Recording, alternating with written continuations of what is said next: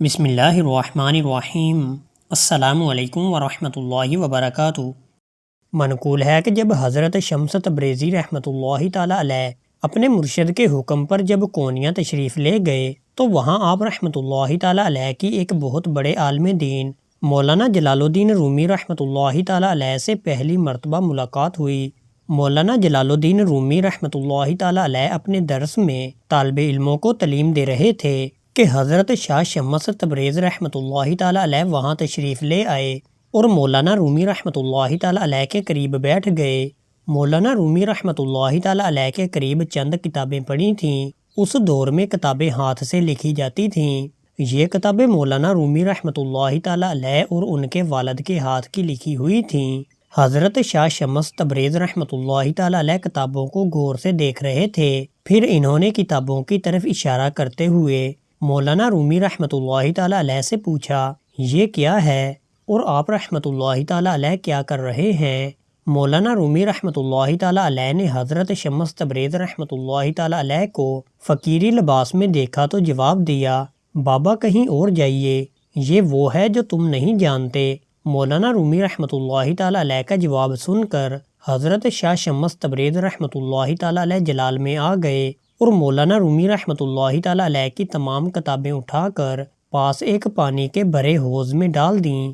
مولانا رومی رحمۃ اللہ تعالی علیہ کے شاگرد طیش میں آ گئے، جبکہ مولانا رومی رحمۃ اللہ تعالی علیہ رو پڑے اور دکھ بھرے لہجے میں بولے، اے درویش، تم نے یہ کیا کر دیا؟ میری نایاب کتابیں ایک لمحے میں ضائع کر دیں۔ حضرت شاہ شمس تبریز رحمۃ اللہ تعالی علیہ نے جب مولانا رومی رحمۃ اللہ تعالی علیہ کی آنکھوں میں آنسو دیکھے تو فرمایا، اگر تمہاری نایاب کتابیں تمہیں دوبارہ مل جائیں تو؟ مولانا رومی رحمۃ اللہ تعالی علیہ نے کہا، یہ کیسے ممکن ہے؟ حضرت شاہ شمس تبریز رحمۃ اللہ تعالی علیہ مسکرائے اور پانی سے بھرے حوض میں ہاتھ ڈالا اور ایک ایک کر کے ساری کتابیں نکال کر مولانا رومی رحمۃ اللہ تعالی علیہ کے ہاتھ میں دے دیں۔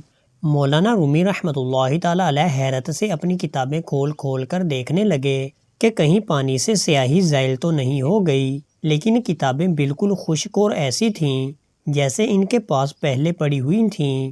کتابوں کو پانی کے ایک قطرے تک نے بھی نہیں چھوا تھا۔ مولانا رومی رحمۃ اللہ تعالی علیہ نے حضرت شاہ شمس تبریز رحمۃ اللہ تعالی علیہ کی روحانی کرامت دیکھ کر حیرت سے پوچھا، اے بابا یہ کیا ہے اور کیسے کیا؟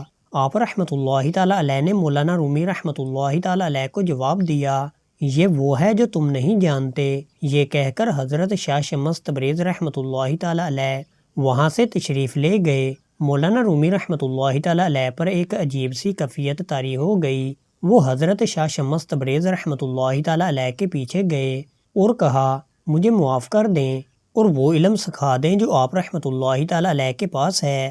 حضرت شاہ شمس تبریز رحمۃ اللہ تعالی علیہ نے کہا، علم ڈھونڈنے سے نہیں بلکہ خود کو کھونے سے ملتا ہے۔ پانی کا ایک قطرہ کچھ نہیں ہوتا، لیکن جب وہ سمندر سے مل جاتا ہے تو وہ سمندر کا حصہ کہلاتا ہے۔ یہ سن کر مولانا رومی رحمۃ اللہ تعالی علیہ نے آپ رحمۃ اللہ تعالی علیہ کے ہاتھ پر بیعت کر لی اور اپنی زندگی عشق خدا میں وقف کر دی۔ اسی طرح حضرت شاہ شمس تبریز رحمۃ اللہ تعالی علیہ کی روحانی کرامت کا ایک اور واقعہ کچھ اس طرح منقول ہے کہ جب آپ رحمۃ اللہ تعالی علیہ بغداد سے روانہ ہوئے تو ولی عہد سلطنت شہزادہ محمد اپنی سلطنت چھوڑ کر آپ رحمۃ اللہ تعالی علیہ کے ساتھ چل پڑا، کیونکہ شہزادے کو آپ رحمۃ اللہ تعالی علیہ سے بہت عقیدت تھی۔ حضرت شاہ شمس تبریز رحمۃ اللہ تعالی علیہ طویل مسافت طے کر کے بغداد سے ہندوستان اور پھر ملتان جا پہنچے۔